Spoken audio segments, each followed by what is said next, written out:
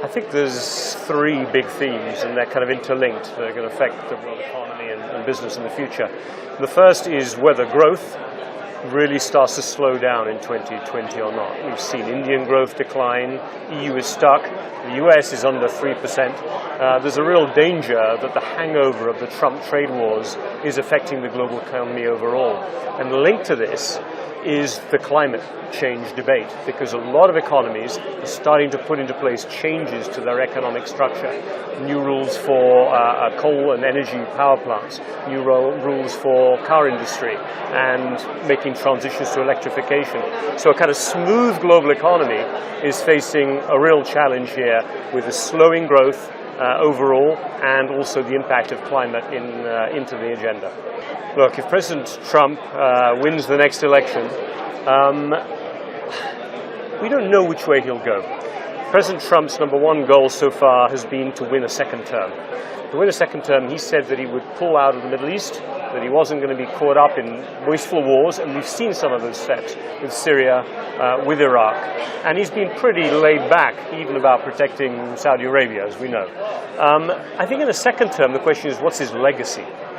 On the Middle East peace process, he may want to try to show that, okay, that deal was too difficult for me to do first time round, but I've bought political capital with the Israelis. Maybe second time round, I will really make an effort to get that Nobel Peace Prize that I didn't get. I think in terms of the overall Gulf, he will try and strike a deal with Iran, and he will also try to make sure that America, when he leaves office, really is less physically engaged in terms of troops, in terms of presence in the region than it was when he started. Because right now, he'll end his first term with America as engaged, as many troops as he started, which was not the plan. Look, if I get specific on Iran, Iran is under enormous pressure. We know internally that the policy of maximum pressure is creating pressure for the government. And the kind of rebellions that we've seen taking place in other parts of the Middle East are at the moment having their own echoes inside Iran itself. If President Trump wins a second term, then the Iranian regime knows they're stuck with him for another 4 years at least, and I think that is too much for them to bear.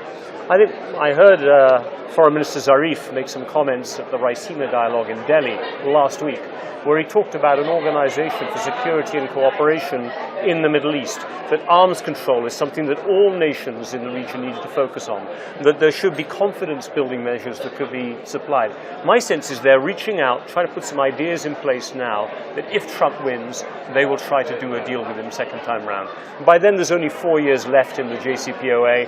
I think even the Europeans at that point would be wanting to do a new deal rather than hang on to the old deal. So I think a deal could be possible in the second term. The world as a whole is facing popular uprisings. This is not just a phenomenon of Iraq, of Lebanon, of Iran. This is a phenomenon we've seen in Chile. We've seen it in parts of Eastern Europe. It is an awakening amongst young people who feel that they don't have a sense of opportunity for their future. Social media is giving people not just a sense of reference income, the kind of income they could be earning in other places. They're seeing reference freedom. What kind of ability as individuals can you have to determine your own future? I don't think it's about political freedom as much. It is about a freedom to be able to take your own life in a business direction, in a fulfillment direction that is not suppressed by government. And the leaders in the Middle East or anywhere that cannot capture and give their young people that sense of opportunity are going to find that these revolutions will continue. People have nothing to lose, and there's nothing to hold them back. So I think 2020 could be soft. It could be even stronger in 2021. President Trump is a man who holds grudges, and he remembers ideas that he has first, and he keeps them for years and years. So he's always felt America was being ripped off by China. But the other country he feels they've always been ripped off by is Germany. Any trade surplus for President Trump must mean the other country is ripping you off. So if he wins a second term, I think there's a very high likelihood that his eyes will train themselves on Europe and try to drive some type of much tougher change. And it's not just about cars and tariffs. The EU is the antithesis, the opposite of what Trumpian form of governance is.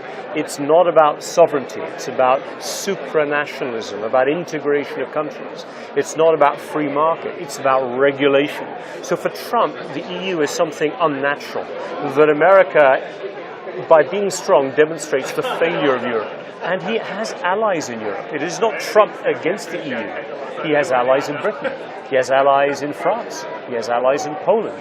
He has allies in Italy. And I think he sees his mission to make Europe more like America is today. America first, he would say Europe first.